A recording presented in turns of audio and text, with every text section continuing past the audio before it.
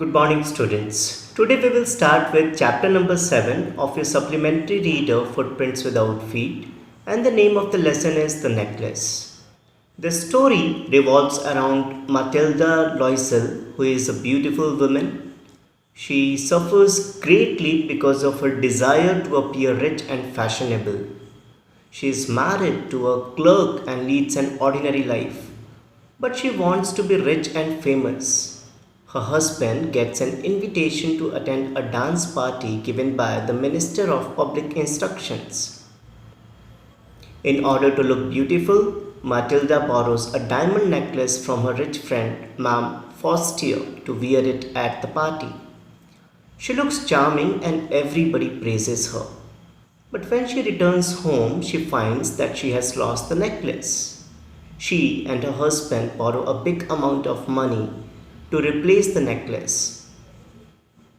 Both of them work hard for 10 years to pay off their debt. Their life becomes miserable.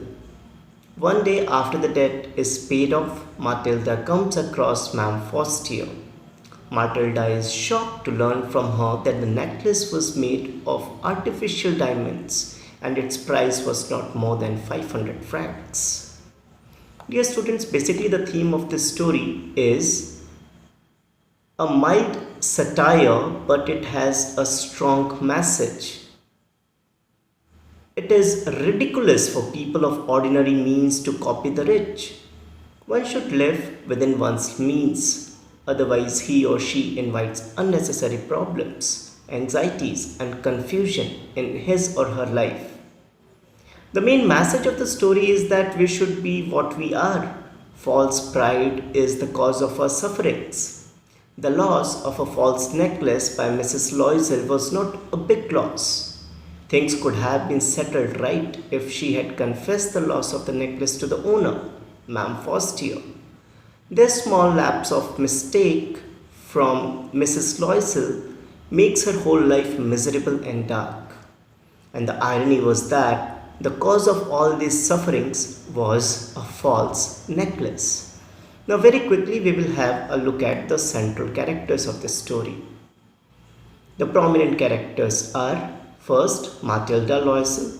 She is a pretty young woman who is married to a clerk. She is dissatisfied with what she has. She is always lost in her dreams of wealth and pleasure. Loisel is the husband of Matilda and is an ordinary clerk. He lives within his means. He always tries to please his wife as he is a caring man. Then we have Ma'am Forestier. She is a good friend of Matilda. She is helpful and considerate. She lends Matilda a necklace that leads to her ruins. Now, very quickly, dear students, we will have a look at the overview of the chapter. And the first segment about which we will be talking of is Matilda Loisel and her happiness. When the story unfolds, we find Matilda Loisel, a middle-class lady, desperately wished she were wealthy. She was very pretty and charming, but had the bad luck to be born into a family of clerks and married to another clerk, Loisel.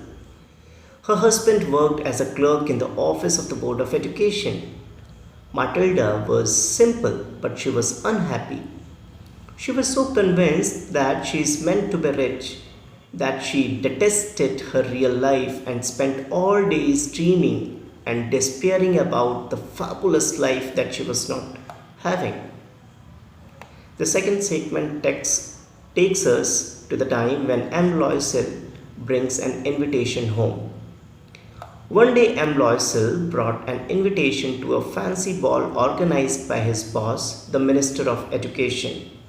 Loisel thought that his wife would be delighted to read the invitation, but she was not delighted to see the invitation.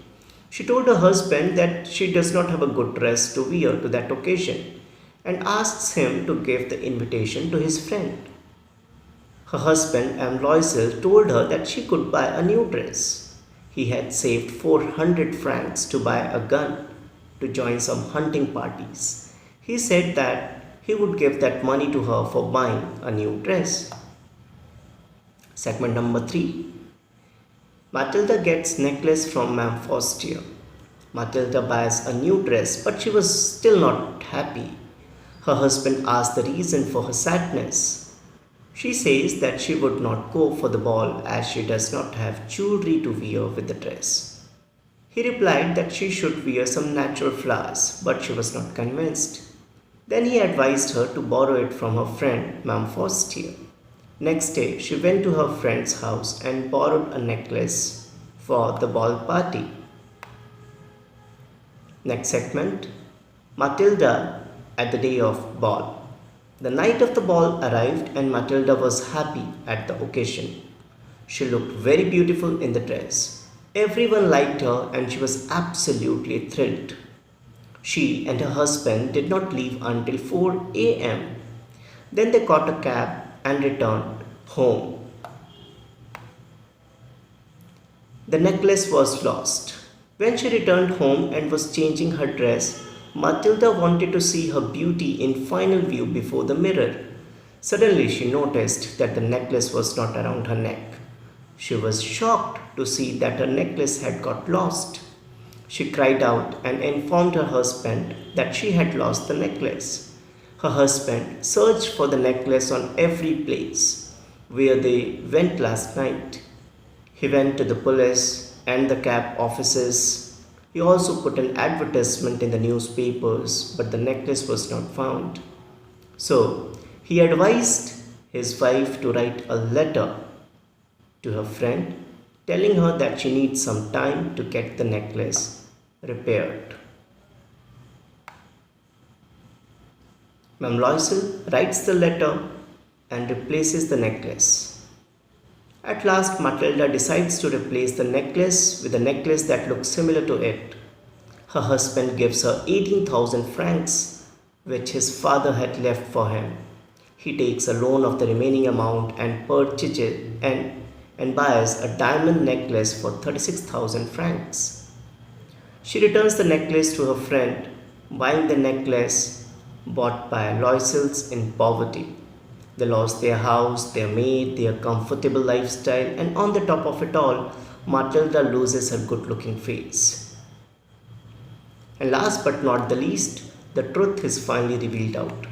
After 10 years, all the debts were finally paid.